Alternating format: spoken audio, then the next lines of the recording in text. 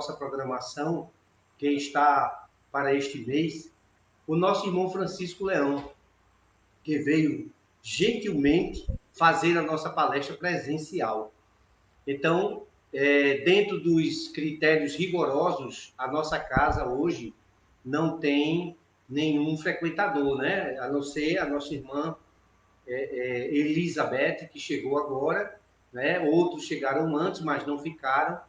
E a gente compreende, porque são as limitações que as pessoas têm, e nós vamos compreender, logicamente, isso sem sombra de dúvida.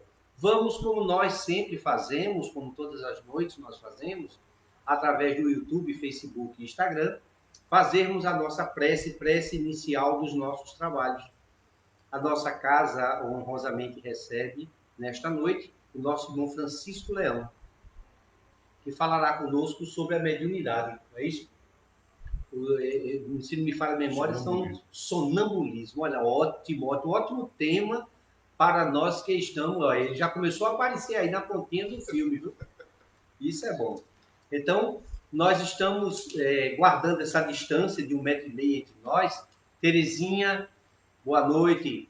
Então, vamos iniciar a nossa tarefa. Gostaria muito de saber se Elizabeth gostaria de fazer a prece inicial. Pode? Venha para cá. Tem que sentar aqui. Pode ficar sentadinha ali. Olhe para frente. Elizabeth é a nossa frequentadora e vai fazer a nossa prece inicial. Vamos pensar em Jesus. Amado Mestre Jesus, mais uma vez aqui reunido em teu nome, para ouvir teus ensinamentos. Sendo assim, nessa reabertura, que a gente possa, Senhor, ter forças para esse recomeço, com a tua santa paz, e bendita seja o teu santo nome. Pai nosso que está nos céus, santificado seja o seu vosso nome. Venha a nós o vosso reino. Seja feita a vossa vontade, assim na terra como nos céus. O pão nosso de cada dia nos dai hoje. Perdoa, Senhor, as nossas ofensas, assim como nós perdoamos a quem nos tenha ofendido. Que assim seja, que possamos ter uma ótima reunião na noite de hoje. Muita paz, muito obrigado pela sua participação. Vamos agradecer a todos que estão conosco, que estão nas nossas redes sociais, e que possamos, Cristina Barros, Maria Isabel, Terezinha. Eu só não estou lendo o pessoal do Instagram e do Facebook, porque, como sempre, eles gostam de fazer essas brincadeiras com a gente, né? Aí não aparece o nome das pessoas, né? E a gente, vamos passar para Chicão, vamos deixar com ele. Gosto sempre de dizer, Chicão, sabe? O Nina Aroeira é todo seu, como sempre foi. Você, como um dos fundadores também da nossa casa, está conosco, já foi presidente aqui na nossa casa, né? Grata satisfação de tê-lo, né? E, quiçá, possamos continuar nessas vibrações emanadas de todos, e vamos ouvir um pouco a respeito deste tema, que é muito palpitante, gente. É um tema que fala sobre mediunidade, fala sobre sonambulismo, fala no Livro dos Médiuns, no Livro dos Espíritos, na Gênesis, no Céu e Inferno, enfim, em todos os lugares. Vamos iniciar a nossa tarefa. Chicão, o Nino é todo seu. Vou me entalar agora. Opa. Vai ajeitar aqui agora, que o nosso irmão Francisco Sou meio grandinho. Mas é bom assim, rapaz. Me entalei agora. Boa noite a todos. Obrigado pela participação. Nós temos a oportunidade de estarmos aqui no Nina Aroeira, uma casa que nós temos no nosso coração. Eu até costumo brincar que, às vezes as pessoas me perguntam: Chico, qual é o centro? Você é de que centro? E, rapaz, às vezes eu fico em dúvida, porque eu tenho um coração no Antônio de Souza, faço parte do Nina Aroeira, né?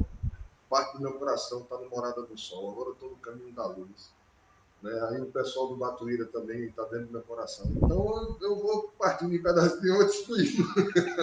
Onde eu puder ajudar, a gente vai ajudando, vai colaborando. E o tema que a gente vai estudar hoje é um tema interessante, até para a gente tirar um pouco da cabeça essas nossas preocupações cotidianas, a gente começar a lembrar do que é o Espiritismo, a gente estudar o Espiritismo, a gente procurar direcionar a nossa mente. Mente vazia, já diziam os antigos, mente vazia, oficina do diabo.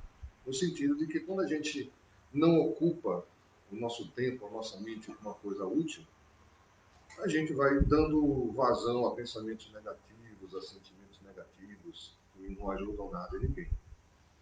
Né? Agora, com essa oportunidade que nós estamos tendo, né? E eu espero que seja, inclusive, permanente, para que nós nos acostumemos, mesmo que as nossas casas estejam voltando ao normal, com graça de Deus, a gente volte às nossas reuniões abertas, como nós estamos aqui no Mina, com pouquíssimas pessoas, mas a ideia é essa, a gente começar devagarinho, de nós continuarmos incentivando esse tipo de trabalho, porque às vezes existem pessoas que não têm a disponibilidade de se deslocar até a casa espírita, ou moram em locais em que não há uma casa espírita. Então é a oportunidade que você tem de oferecer às pessoas a chance de travar contato com o espiritismo, de entender como é que funciona a casa espírita, de entender mais sobre a doutrina, dentro da possibilidade que ela tem na sua própria casa, onde ela estiver. Né? Graças a Deus, nós espíritas estamos descobrindo a internet, descobrindo o valor desse meio de comunicação. E às vezes é até engraçado você ver pessoas que até então mal usavam o celular, aprendendo a usar, fazer ligação por vídeo.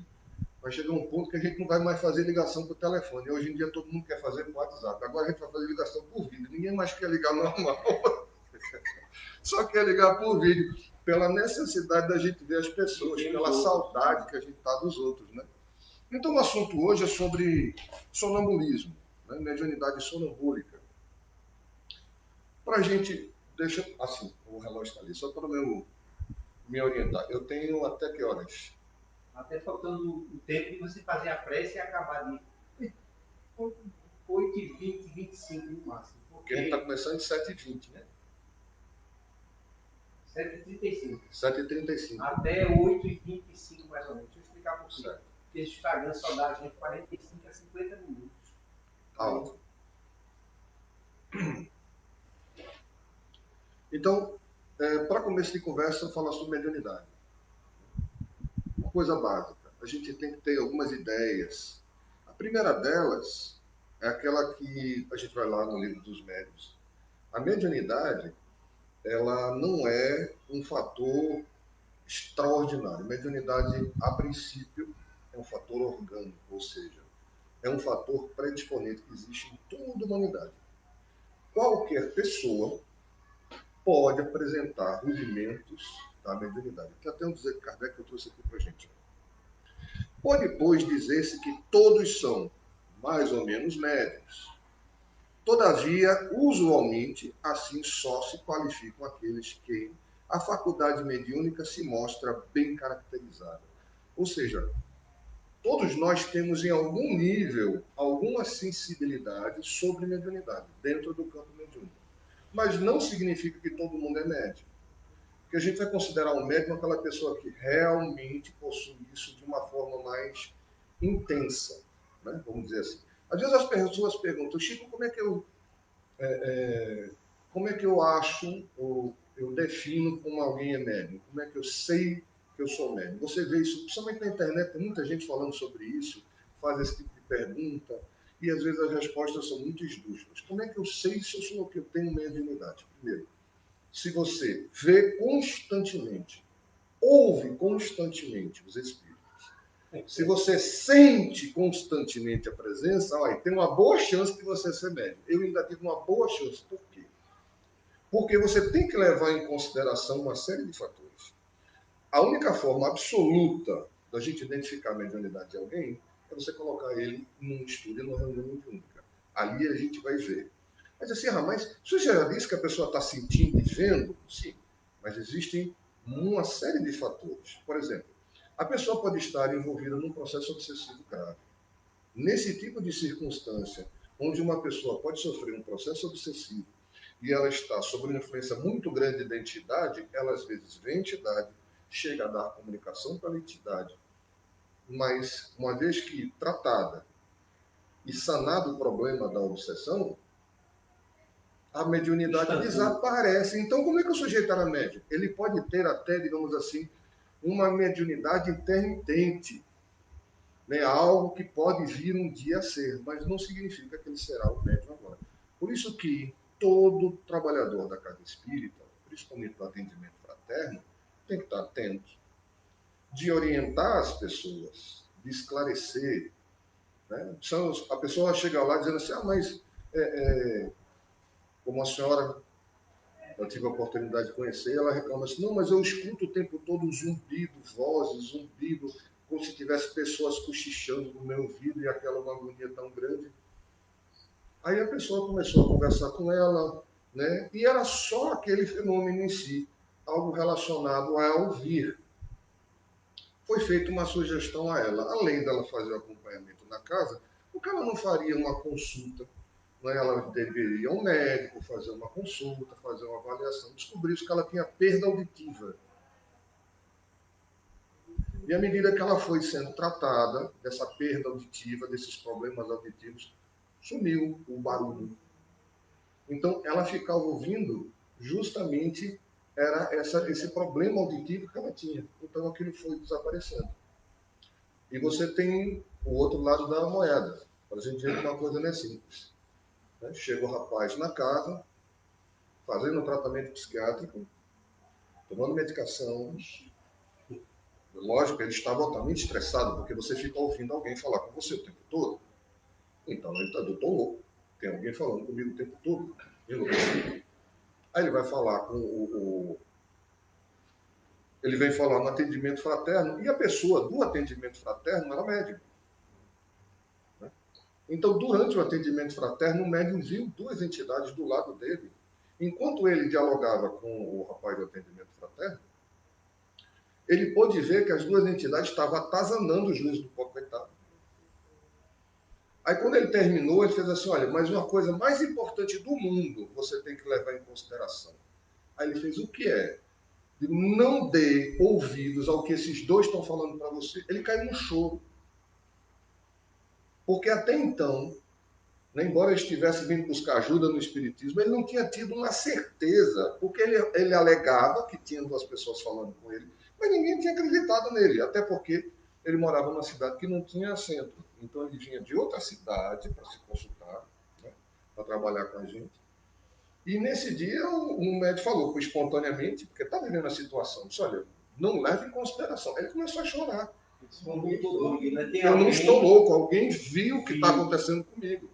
Né? E o mais interessante é que essa pessoa que estava fazendo atendimento, porque ele tinha que fazer um atendimento de 2 em 2 meses, que ele fazia à distância o tratamento, não sabia o problema.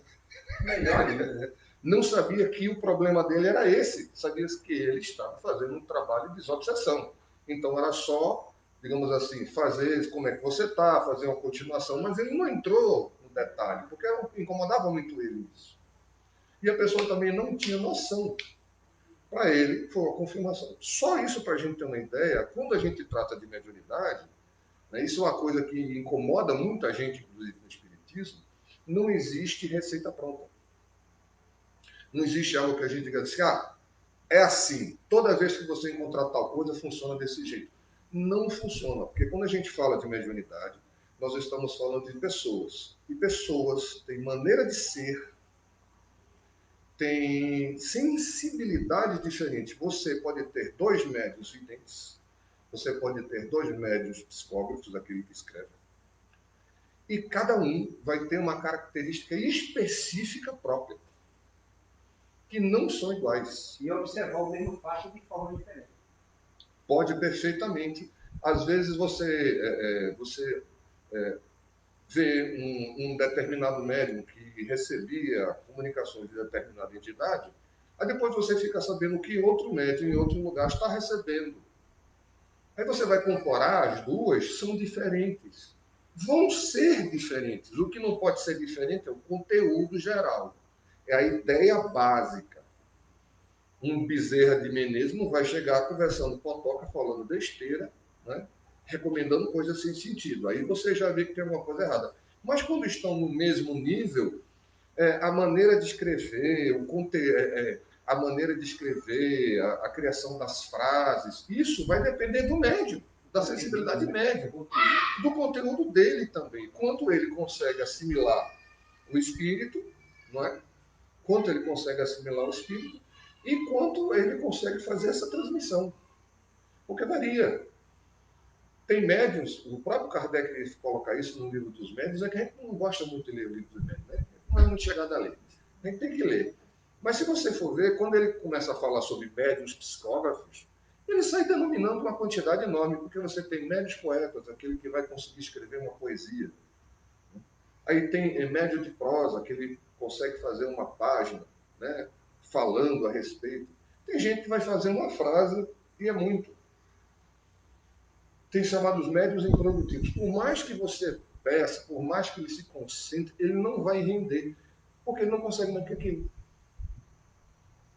Então, cada indivíduo tem uma característica própria, que a gente tem que analisar, a gente tem que verificar. Né? Tem aquele que nem escrever, sabe? Mas ele é utilizado, ele tem a habilidade que ele só é utilizado a mão de lá. Sim, tem um chamado, a nossa amiga aqui colocou, tem gente que nem escrever sabe, escreve. Né? Aí você tem o chamado médium mecânico, que é aquele um Chico Xavier da vida, que era mecânico, que ele estava escrevendo com a mão e conversando com você, e a mão dele estava lá trabalhando. Tem uma circunstância bem interessante de Chico, que uma pessoa estava disposta a vamos assim, desmascará-lo. Aí chegou lá, quando o Chico estava psicografando, desligou a energia. Aí ficou tudo escuro, né? Aí deixou passar alguns minutos, aí depois ligou a energia de novo. Aí quando ligou a energia, Chico tinha psicografado com as duas mãos, ao contrário, de trás para frente. Né? E uma mão, em cada mão, um espírito diferente se comunicando em inglês. Aí tiveram que colocar, para você ler, você tem que colocar no espelho para você conseguir ler, porque estava espelhada a comunicação. Ao mesmo tempo no escuro. Encerrou essa discussão, né? Melhorou, encerrou essa discussão. Né? Chico tinha dessas coisas assim maravilhosas. Mas vamos entrar um pouquinho na questão também do sonambulismo. Para a gente começar a falar sobre isso, a gente tem que entender um outro conceito interessante dentro da doutrina. Animismo. Animismo vem de ânima ou de alma. Ou seja, é o próprio indivíduo, o próprio médium, que vai participar do fenômeno. Então, a gente até considera o vidente, o audiente, anímico. Ah, mas é médium? De certa forma a gente explica por quê. Porque o médium ele vai se tornar ali, ele vai acabar sendo médium no sentido que você é intermediário dos espíritos. Então, se eu estou participando de uma reunião, pronto, vamos colocar o caso do rapaz que viu os dois espíritos incomodando o indivíduo que estava obsediado. Ele é evidente. Ele viu os dois espíritos. Foi ele que viu. É uma condição sua. É uma particularidade do seu próprio corpo, do seu perispírito, que permite que ele tenha uma maior liberdade e ele consiga ver o que está acontecendo. Por isso que depende muito, vai muito do grau de cada um. Né? Cada um vai ter mais ou menos sensibilidade para conseguir fazer isso. Aí ele conseguiu ver os espíritos. No momento em que ele falou o que estava acontecendo, que ele transmitiu que havia dois espíritos, ou se ele visse uma entidade e passasse o recado dado por essa entidade, aí ele está sendo médium. Porque ele está sendo intermediário do fenômeno espiritual. Mas se ele só vê e ficar na dele, é ele. É só uma questão de conceito. Porque o médium ele vai agir sempre com uma influência externa. O anímico não, ele age por conta própria. E é importante dizer, porque muita gente começou a achar o seguinte, depois que começou a se levantar isso, embora seja uma coisa muito antiga, mas dentro do próprio movimento espírita brasileiro começou a se levantar isso, muita gente ficou com medo, achando que animismo era mistificação, engano. Ou seja, um médium que ele tem animismo, ele estaria fingindo ou mentindo para as pessoas. Não é isso. Todo fenômeno mediúnico, certo? Tirando talvez o fenômeno de efeito físico, mesa girante, pancadas, mas a grande maioria tem um componente anímico, ou seja, há uma interferência da mente do médium no fenômeno. Aí você diz assim, mas Chico era mecânico, Chico não tinha animismo. Tinha. Chico tinha animismo. Sabe quem descobriu ele? Quem assistiu o filme lembra da história de um rapaz que ficou famoso, né, no filme, de um rapaz que estava sendo condenado, estava sendo julgado por ter atirado no colega. Então, foi levado à júri a carta que Chico psicografou, onde o rapaz alega que foi um acidente. E o juiz ficou no impasse, aceito, não aceito, é possível, não é possível, tentando resolver esse problema. Ele chamou um especialista, né? Ele chamou uma pessoa especialista da época da Polícia Federal, para identificar a assinatura, para ver se aquilo era real. E o sujeito que fez, perdoe-me que eu não lembro o nome, escreveu até um livro. Se eu não me engano, tem esse livro aqui no Nina, na biblioteca. Ele escreveu um livro, ele começou a fazer, e quando ele terminou, ele concluiu, ou era verdadeiro, ou era um espírito que tinha escrito por ele, certo? Ou o sujeito escreveu antes de morrer, porque era ele. Era ele. Ele assinou o laudo, era a pessoa, era verdadeiro. Né? A assinatura, a gente tem que entender. A assinatura, né, quando você assina, por que você assina 3 vezes em vez de assinar uma só, quando vai fazer um cartão de banco, alguma coisa? Porque sua assinatura varia. Se a sua assinatura estiver igual, ela é falsa. Ela tem que ter características da sua assinatura. É isso que a pessoa identifica numa assinatura como real. E ele conseguiu identificar. E ele ficou tão impressionado com aquilo, que ele disse, agora eu vou pesquisar, porque isso é algo inédito. Um defunto, alguém morto, dá um depoimento. Então ele foi atrás para pesquisar. Foi algo extraordinário. Ele foi atrás para pesquisar e ele passou a fazer um estudo com Chico. E ele chegou, no fim do estudo, ele chegou à conclusão em que 70%, veja bem, 70% de 100 mensagens, 70, Chico tinha animismo dele. Por exemplo, algumas pessoas até reclamavam isso. Às vezes a carta começava, querida mãezinha, me dê sua bênção. Só que a pessoa nunca tinha pedido a bênção à mãe, e não era hábito da família pedir a bênção aos pais. E era de Chico. Chico pedia a bênção à mãe dele. Então isso era animismo de Chico. Então eram pequenos detalhes que era do indivíduo de Chico. Agora, 30% eram, como ele era uma pessoa, era um médium muito delicado, era uma pessoa muito delicada, esses 30% praticamente não tinham animismo nenhum. Ao ponto de você identificar a assinatura, a letra, detalhe, comentários, tudo dentro daquele universo da carta, batia 100% com as pessoas. Mas nem toda a carta era assim. Porque há uma série de fatores que escapam à observação externa, porque quando a gente fala de mediunidade, nós estamos falando de uma ligação mente a mente, perispírito a perispírito. Essa ligação entre um médium e o espírito é muito sutil, muito delicada. Aí vai o conteúdo do médium, o quanto ele estuda, o que ele conhece. O próprio Chico, que era uma pessoa que estudou até a 4ª série, ele tinha grande dificuldade. Mas ele superava, ele escreveu livros sobre ciência, livros fantásticos, até hoje estão sendo estudados. Na Evolução em Dois Mundos, tem gente que quando lê lá, identifica coisas, acho que ele é da década de 40, Evolução em Dois Mundos, identifica coisas que hoje está sendo descoberta, hoje está sendo afirmado pela ciência. Foi dito lá em 1940. Aí você vê aqueles 30% em que o espírito toma um controle maior. Né? Mas Chico narra coisas engraçadas, né? Por exemplo, quando ele estava escrevendo Panácio de Além Túmulo, muitas vezes os escritores, ele estava aguando, ele trabalhava num barzinho e tinha uma horta. Então, no final do dia, ele ficava aguando a horta e os escritores iam conversar com ele para ver se ele assimilava. Aí diz que Augusto dos Anjos perdia a paciência. Chico, tem jeito não, o que tu escrever tá bom, porque eu não consigo fazer tu entender. Porque Chico dizia que ele dizia as coisas mais maravilhosas, mas eu não entendia metade. Porque ele era uma pessoa muito simples, né? Ele teve muitas dificuldades. Para você ver como é interessante e delicada essa questão sobre mediunidade.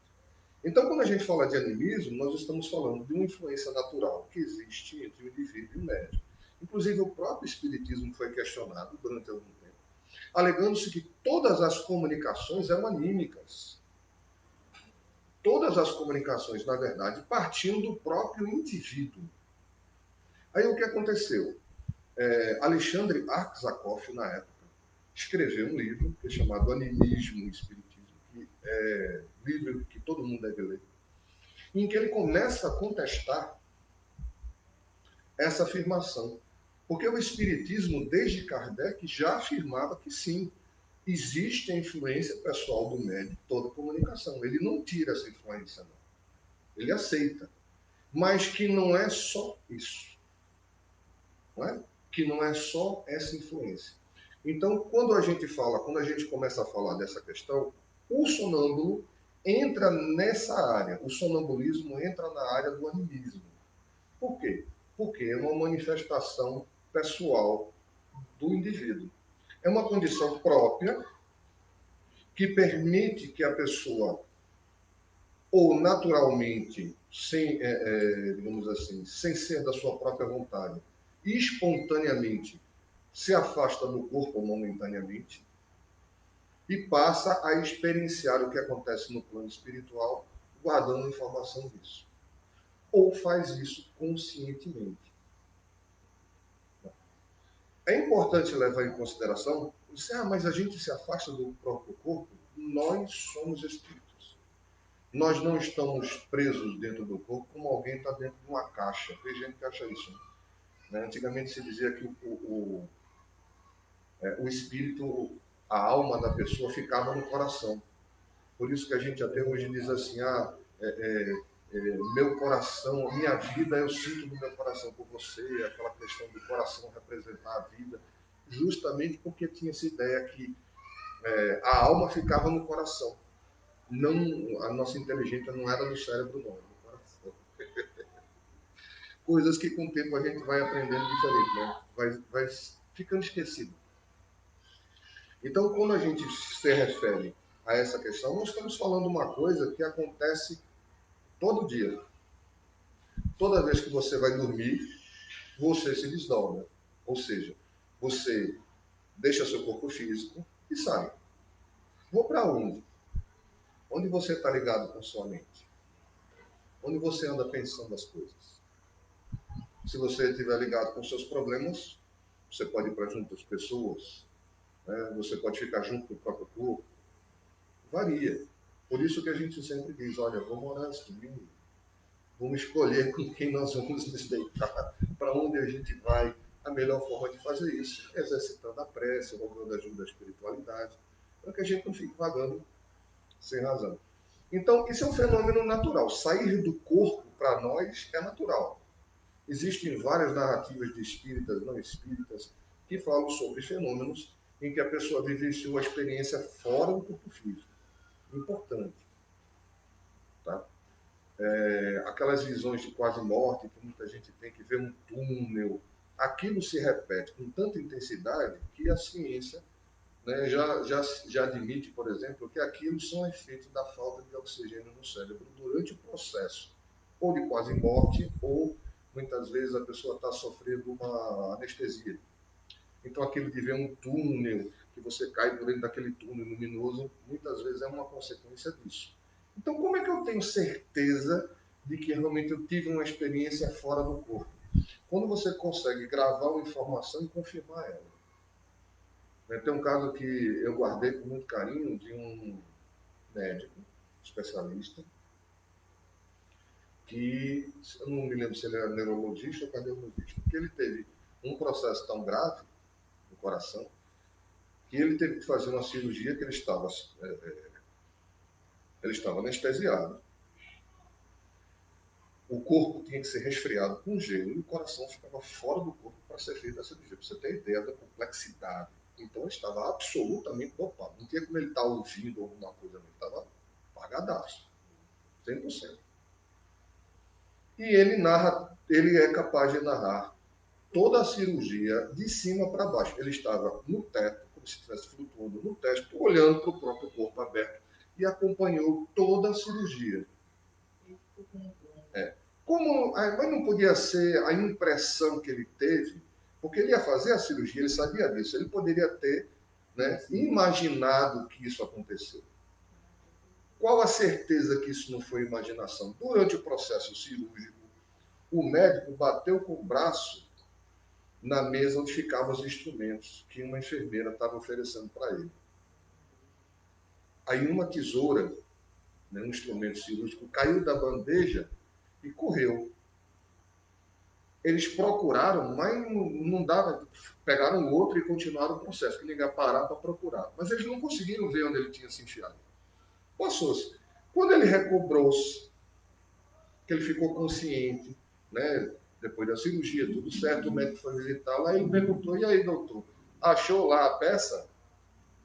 Aí o médico fez, não, na verdade, peraí, como é que o senhor sabe que tem uma peça desaparecida? Disse, porque ela correu para tal móvel assim, está embaixo de tal coisa no canto. Ele descreveu onde estava a peça. Que de onde ele estava dava para ver quando ela caiu. Porque ele estava olhando de cima. Quem estava embaixo não viu para onde ela correu, mas ele estava olhando de cima. Como ele poderia lembrar do fato se ele não estivesse realmente presente no fato? Mas foi uma impressão que ele teve. Gente, ele estava deitado olhando para cima com o coração na mão. Literalmente. Então são essas afirmativas que a gente tem certeza de que aí não. Aí a única explicação lógica é que houve realmente um processo de desdobramento. No sonambulismo, esse processo permite que a pessoa saia do corpo, veja o que está acontecendo no ambiente, narre o que está acontecendo no ambiente. Kardec nos diz que ele pode ser espontâneo ou provocado. Kardec usava muito a hipnose, a sugestão hipnótica, para induzir a pessoa ao fenômeno. Isso pode ser feito por conta própria. A pessoa pode aprender a fazer. Agora, tem uns detalhezinhos que a gente tem que levar em consideração. Quem acha que isso é divertido, não vou fazer. Vou sair do corpo, vou passear. Não é assim tão simples, não. É complicado. Sabe por quê? Por onde é que você vai? Com quem você vai? Né? Eu aconselho para quem gosta de quer dar umas voltas, quer passear, né? Lê os livros de Ivone Pereira. Né, Recordações da Mediunidade, principalmente, em que ela narra as circunstâncias que aconteceram com ela. Quando ela descobriu que tinha essa facilidade de sair do corpo, um dia ela resolveu sair, vou dar uma volta no plano espiritual, e saiu andando, vendo as coisas, achando tudo maravilhoso. Até que deu de cara com o obsessor, carregou ela, agarrou ela, jogou ela dentro de um buraco e deixou ela presa. E ela ficou lá em pânico, como é que eu faço, o que é que eu faço? Até que lembrou-se de fazer uma prece, aí o mentor espiritual dela apareceu. Digo, dessa vez eu vou quebrar seu galho, mas você é muito responsável. Pegou, deu-lhe o puxão, deu-lhe, levou ela de volta. Digo, se você sair sozinho, isso pode acontecer com você. Porque a gente tem que entender que no plano espiritual nós temos bons espíritos e nós temos pessoas, indivíduos, que são negativos, que têm pensamentos negativos. E nós, assim, ainda somos pessoas que estamos encarnadas na Terra. Então, a gente não é coisa lá boa que se cheira, a gente tem que aprender a evoluir. Então, nossa sintonia está mais para eles do que para os nossos irmãos de luz. Então, esse tipo de exercício só é recomendado dentro de uma casa espírita, numa reunião séria, com um grupo de pessoas que lhe auxiliem, porque aí vai ser um trabalho orientado. Mas Ivone fazia diferente, mas ela fazia um trabalho numa época em que não existia nem se falava disso. Inclusive, os livros da própria Ivone passaram muito tempo para serem aceitos pela federação, porque não existia referência ao que ela falava. Né? Ela trabalhava muito com suicidas, né? Inclusive ela disse que ela mesma foi suicida, então ela trabalhava muito com suicidas. Mas o trabalho principal dela era justamente sair do corpo e travar contato direto. Era um trabalho específico dela. E muitas das coisas que ela escreveu foi através desse conhecimento e essas narrativas que ela passa. Circunstâncias em que, inclusive, ela tem uma muito interessante, em que ela narra um encontro espiritual, que ela foi em casa de um parente, né? Ela morou em várias casas, que ela vivia de favor, ela era uma pessoa sem posses, então ela vivia na casa de parentes, e ela foi para tomar conta desse parente. Só que quando ela chegou lá, ela ficou meio confusa, porque ela via a casa física, que era uma casa muito organizada, muito bonita, muito bem ajeitada. Ao mesmo tempo, ela via um barraco. Ela tinha a sensação que estava num barraco. Aí, durante a noite, ela já estava acostumada, né? Se preparou, orou, pediu ajuda ao espiritual, desdobrou. Quando desdobrou, não deu outra. Ela estava num barraco, no meio de um descampado. E havia um espírito, uma entidade desencarnada, que estava morando no mesmo lugar onde era a casa desse parente. Nada por acaso, né? Com certeza. E ele tinha a mesma doença que o parente estava apresentando. Sintonia dos dois. Aí ela começou a conversar com ele, era um ex-escravo que vivia ali. E ela ficou surpresa porque aquela criação mental do espírito produziu no ambiente a criação do mesmo lugar onde ele havia desencarnado. Tinha a casinha de taipa, até galinha tinha, pé de feijão. Ela passou horas ajudando ele a amarrar os feixezinhos do pé de feijão, para ajudar o pé de feijão a crescer retinho, ajudando na horta, fazendo amizade com ele, para poder ajudá-lo. Depois de quando ela adquiriu amizade, ele começou a se tornar uma pessoa mais aberta, aí o mentor espiritual dela se apresentou para ele, oferecendo-se para comprar o lugar. Comprar o lugar. Disse, olha, eu vou lhe dar tanto aqui. Já chegou com o dinheiro na mão, bom de dinheiro, toma aqui. E ainda vou lhe levar para o hospital para você se tratar. Aí ele aceitou e foi socorrido. Já que não foi imposto a ele um conhecimento que ele não tinha condição de entender. Ele não tinha condição de entender, ele não tinha tido nenhuma instrução, ele não tinha ideia de religiosidade. Ele era uma pessoa absolutamente simples, ignorante. Então a espiritualidade encaminhou ele usando dos interesses dele, sem prejudicá-lo. Só então é que ele pôde ser ajudado e o parente acabou ficando melhor. Porque aquela influência enfermiça constante, persistente, possivelmente os dois tinham alguma ligação por causa disso, com certeza, né? Nada de graça, né? Resolveu o seu problema. Então a gente vê essas narrativas são importantes. O trabalho de um sonambúlico ou de um médico, como a gente costuma chamar, de desdobramento numa reunião mediúnica, é muito bom, porque ele tanto pode ver a realidade do plano espiritual, ele pode deslocar-se, dependendo da situação, com a equipe espiritual, narrar o que está acontecendo. Então é um trabalho interessante, mas que exige uma disciplina maravilhosa. O sujeito tem que ser disciplinado para que os interesses pessoais dele não fiquem acima do que ele tem que fazer. Se você ler também Domínios da Mediunidade, você vai ver referências a isso. Onde um médium tem aquele médium focado no trabalho, em ajudar as pessoas, e tem aquele que no momento em que ele se desdobra, ele sai, parece que para procurar a mãe que tenha desencarnado, se não me engano, uma coisa assim. Ele se desvia completamente do trabalho. A entidade está até se comunicando por ele, está dando uma passividade, é o que é o chamado médium inconsciente, que é aquele que se afasta mais do corpo. Ele não lembra o que acontece durante o processo, mas ele está presente, viu? Ele que controla a comunicação. Mas ele simplesmente abandonava e ia ver outra coisa. E a espiritualidade que segurasse a entidade que estava dando comunicação. Isso é um absurdo. Esse é um risco enorme para ele, a integridade física dele e das pessoas que estão em volta. O médium tem que ter equilíbrio. A gente precisa entender que muitas pessoas dizem assim, mas então o médium na casa espírita ele não pode fazer, se movimentar, ele não pode fazer nada. Isso não existe, porque senão você impede a comunicação. Né? Não, o médium se movimenta, fala, até gesticula até certo ponto, mas mantém uma certa vigilância para que o espírito não saia gritando, dando cambalhota, querendo se levantar, quebrando cadeira, né? Dando, eu me lembro que tem né, como as coisas vão evoluindo com o tempo, tem naquele livro Diálogo com as Sombras, tem uma cena que é narrada no livro que, para mim, é inadmissível imaginar isso. O médium agarra o braço do esclarecedor e dá uma dentada.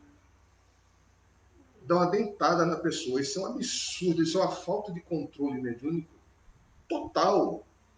Mas na época, a gente não tinha essa noção que nós temos esse autocontrole, que a gente pode ter a disciplina. Porque uma das coisas que Kardec até põe é que a gente tem que deixar de ser médium natural para ser um médium consciente, disciplinado. Como a gente faz isso? Porque passa da espontaneidade do fenômeno natural e passa a ser assumido pela nossa consciência. A gente gere. Porque quem vai controlar a comunicação somos nós, nunca o espírito. Ele só pode se comunicar porque nós damos permissão a ele. Até eu costumo muito brincar que tem médium que recebe gente encanado. Se bater um vento encanado nele, ele sentir um friozinho, ele já dá comunicação ao frio. Ele não pode sentir nada se há um espírito e dá passividade. Não é assim. Se for assim, você vai dar passividade no ônibus, em casa, no banheiro, o que você quiser. Você não tem controle. E você aprende a ter controle. Você dá passividade quando você quiser, no local que você quiser, e da melhor forma. Isso se adquire como? Estudando, treinando e principalmente adquirindo conduta moral. A conduta moral do médium lhe dá ascendência sobre o espírito muitas vezes que se comunica.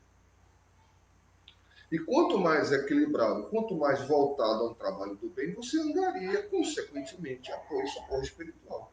Isso aí é básico. Certo? Nós não somos santos, nós não vamos, de repente, virar Mahatma Gandhi da vida, ou enfiar um saco, amarrar na cintura e sair por aí dizendo, não, a gente vai ter uma vida normal. Agora, um autocontrole, consciência de disciplina, busca de melhoria pessoal, né? Busca de trabalhar propriamente o que, é que a gente anda pensando, isso é um trabalho constante de melhoria que todo médium deve entender. Muita gente também deve estar pensando, sabe, você está falando de sonambulismo, mas e como a gente fala que os médicos falam do sonambulismo? Aí a gente tem que separar as coisas. Né? O sonambulismo é um fenômeno natural, tá? Mas em alguns casos, por exemplo, em crianças, ele pode se manifestar, aí no caso como um distúrbio do sono, né? Ele vai se manifestar em crianças até os 12 anos de idade. É comum que isso aconteça. Às vezes a criança tem episódios de sonambulismo. A criança anda, fala dormindo, né? Anda por dentro de casa, e simplesmente você encaminha a criança de volta para a cama, ela dorme. É perigoso no sentido que a criança pode cair, descer uma escada, abrir uma porta. Isso tanto criança quanto adulto. Já no adulto, ela está mais associada a esse distúrbio do sono. Veja que estou falando de outro termo. Distúrbio do sono.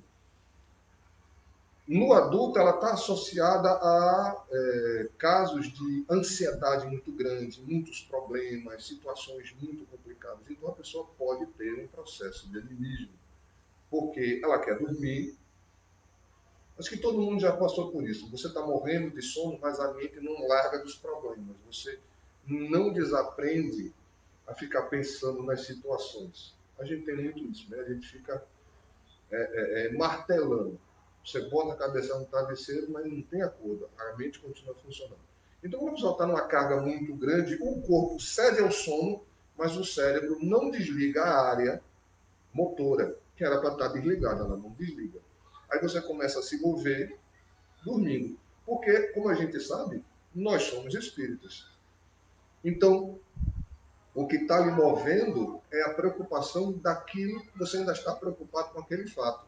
Aí você começa a andar por dentro de casa sem qualquer noção do que está acontecendo. Inclusive, hoje os médicos dizem que não tem problema nenhum você acordar o sujeito não. Só que é lógico, ele vai levar um susto muito grande, vai ficar desorientado, pode até ser agressivo. Então, o ideal é você encaminhar de volta para a cama e ele volta a dormir sem grandes problemas. Existem casos, aí cada caso é um caso. Eu acompanhei um caso de um menino de seus 8 anos, não é, que ele tinha crise de sonambulismo. Só que as crises de sonambulismo dele, ele acordava no meio da noite, gritando que ele estava sendo perseguido. É diferente, veja o contexto. Ele estava sendo perseguido e ele gritava pedindo socorro e ele fugia porque ele estava sendo perseguido. Então, não adiantava, é outra coisa, ele não acordava, não adiantava você falar com ele. Porque ele gritava, esperneava, você tentava falar com ele e a expressão, as expressões, o olhar é perdido, né? A pessoa não está vendo o que está diante dele. Ele está preso naquela ideia. Na época, a pessoa fez, os pais fizeram toda a bateria de exames que você puder imaginar, levaram inclusive para fazer um estudo sobre o sono, né? Fizeram os exames, até que chegou um ponto que o médico dele veio assim e disse: olha, fisicamente seu filho não tem nada, leve para o seu espírito. Porque ele não tem nada, ele não tem nenhum exame neurológico, ele fez não sei dizer meus nomes, ele fez um monte de exames, até aquela de ficar com os aparelhos enquanto você dorme para medir qual é a sua condição de sono, e deu tudo normal e ele tinha as crises. Se fez um processo obsessivo grave e com a graça de Deus hoje tem uma vida normal, é um adulto e não tem mais nenhum problema, mas foi um processo intenso. Então, como a gente vê, quando a gente fala de mediunidade, nós estamos falando de pessoas. Nós estamos falando de fenômenos que muitas vezes estão interligados ao nosso dia a dia, à nossa vida, mas a gente não faz muita ideia. Agora, a gente precisa fazer uma divisão de águas, de entender que nem tudo é só espírito. Existem doenças, existem circunstâncias que podem aparentar ser um processo mediúnico, né? Você tem que tomar cuidado. Existem circunstâncias em que a pessoa tem processos de desequilíbrio mental e precisa tomar medicação específica e tem um processo obsessivo. Olha que confusão. Não é que o processo espiritual, o processo obsessivo, seja a causa do desequilíbrio mental da pessoa, mas ela aumenta o problema.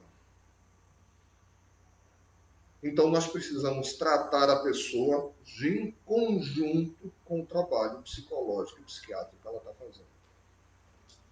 Das oportunidades que nós tivemos de acompanhar casos e que nós tínhamos os dois aspectos, o aspecto mediúnico, não mediúnico, o aspecto obsessivo e o aspecto de tratamento psiquiátrico, depressão, agitação ou outros diagnósticos.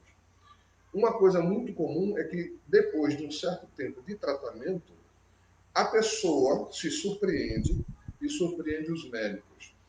Porque, por exemplo, às vezes a pessoa tomava 4 comprimidos de remédio para dormir e não dormia.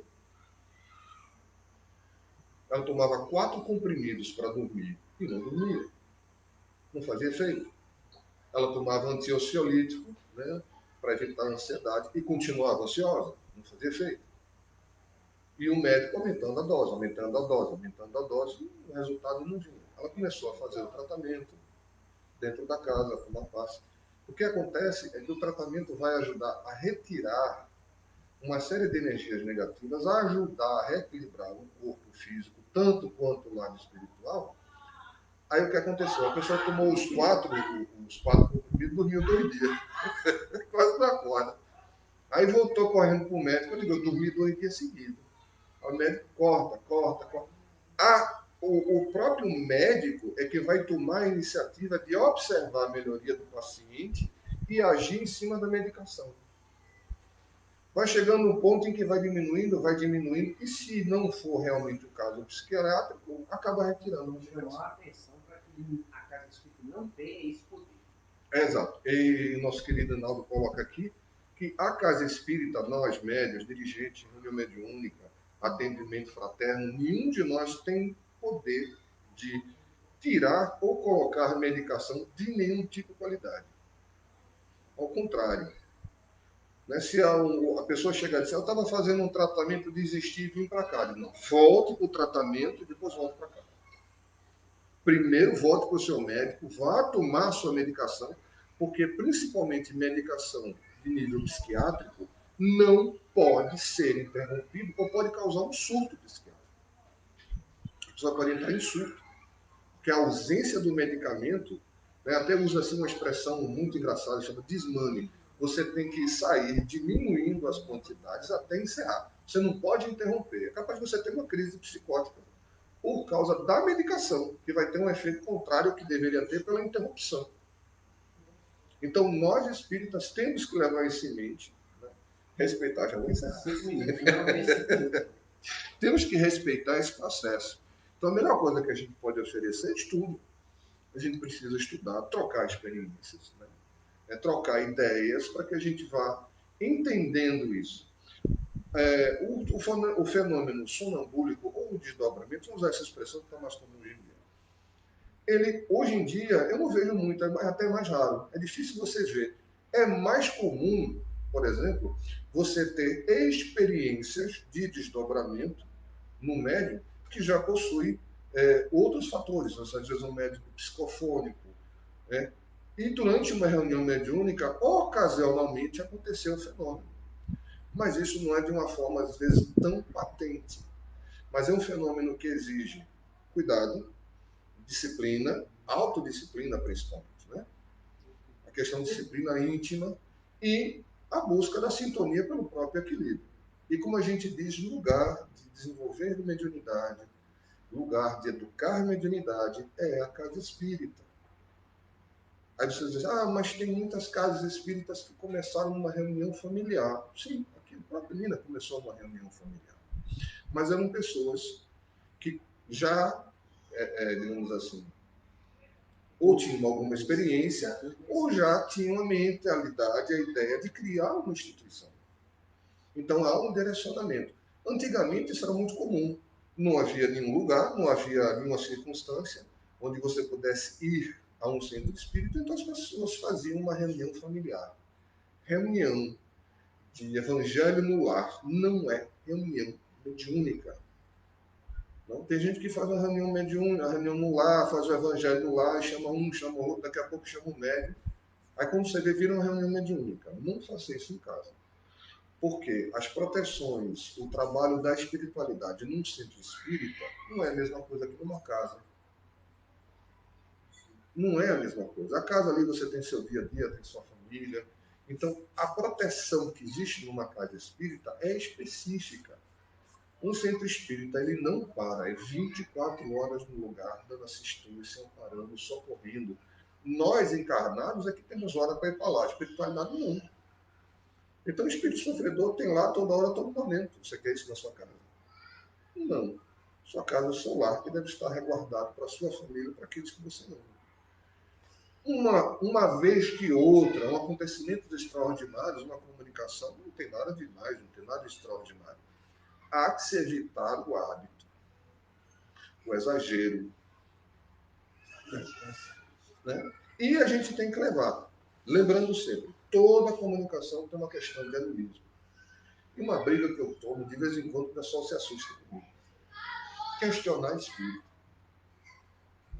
Eu me lembro que tem até uma conhecida nossa, e depois eu vou te perguntar como é que ela anda. Eu perdi a noção dela. Mas um dia eu estava numa instituição e o dirigente da casa virou para mim e fez: "Ó, Chico, tem uma pessoa que querendo falar com você." Eu estava dando uma aula, até sobre mediunidade na época. Aí depois não, disse: "Agora, pessoal, vamos estudando aqui que eu volto já." Eu fui ver o que era. E aí eu percebi que a pessoa estava mediunizada, né? Estava em transe. Aí eu digo, bom, vamos lidar com a situação. Eu digo, pois não, meu irmão, o que está vendo? Não, olha, eu sou Bezerra de Menezes. Está lembrando da história, né? Eu sou Bezerra de Menezes. E a partir de agora eu vim fazer um trabalho de cura nessa casa. Eu digo, que bom. Então, porque na época a gente trabalha, quem fazia a parte de esclarecimento e era dirigente da reunião mediúnica era eu. Então ele foi direto em mim, né? Aí ele fez, olha, então a partir de agora vai ser feito do jeito que eu disser, da maneira que eu falar, sem contestar nada do que eu falar. Ou é dessa forma, ou eu vou pegar a minha equipe e vou embora. Eu digo, Deus lhe abençoe, vá com Deus e não tenha pressa de voltar não. Dê as costas. Eu fiquei tão chocado com o posicionamento do Espírito que colocou que era Bezerra de Menezes e faz uma imposição absurda, né, digna de um lampião. Você faz o que eu mando, você faz o que eu quero, não discute. Isso não existe. A espiritualidade nos oferece conhecimento e esclarecimento, ela não determina nada. Porque nós temos livre-arbítrio. Aí eu levantei e digo, não tenho mais o que conversar, não. Ele termina de conversar com ele que eu tenho mais o que fazer. E deixei a pessoa lidando com o médico. Aí eu fui embora, porque aquilo me impactou de tal forma que eu não consegui lidar. Depois ela veio conversar comigo, mas olha, era Bezerra de Menezes. Eu digo, meu anjo, não era Bezerra de Menezes. A gente tem que raciocinar. A Bezerra era outra. A Bezerra era outra, como está dizendo Arnaldo aqui. O Bezerra era outro. A gente não pode levar em consideração qualquer comunicação sem fazer uma análise. Mas é uma comunicação de Chico, vou analisar. Os livros de Chico estão certos e estão errados. Vou ler, vou estudar, vou pesquisar, vou ver o que está certo, o que está errado. Vou ver quem fala a favor, vou ver quem fala contra. Tudo isso é importante, é aprendizagem. Agora você não pode simplesmente, tacidamente, aceitar uma comunicação através de qualquer indivíduo, qualquer médium, não importa quem seja, simplesmente porque o Espírito diz que tem tal nome ou tal nome. O Espírito não tem CPF, identidade. Como é que você vai saber? Né? Já levei uma bronca aqui? Eu e Naldo. Eu me lembro, Naldo, que só teve uma vez que nós dois estávamos juntos e os dois ficamos calados. Foi com um árabe. Ele conseguiu falar mais do que nós dois. Está lembrado dessa história? Ele deixou os dois calados. Os dois não deram um pio, porque o sujeito falava mais do que nós. Meus irmãos, muito obrigado. É um prazer enorme estar aqui. Né? Aproveitem essa oportunidade, mesmo que de longe. Espero que em breve estejamos mais perto. Estudem, procurem conhecer mais a doutrina e espero que tenhamos outras oportunidades para conversar. Muita paz a vocês. Posso fazer a prece final? Vamos fazer a nossa prece e agradecer a Deus essa bênção. Meu divino Mestre Jesus, te agradecemos muito, Senhor, pela noite de hoje. Te pedimos, Senhor, que envolva esta casa, que envolva todos os seus trabalhadores, todas essas pessoas, Senhor, que se encontram nesse momento, ligadas a nós pela tecnologia. Teu amor e tua paz nos fortifique e nos dê alegria, Senhor, para continuarmos esse trabalho. Muito obrigado. Que assim seja.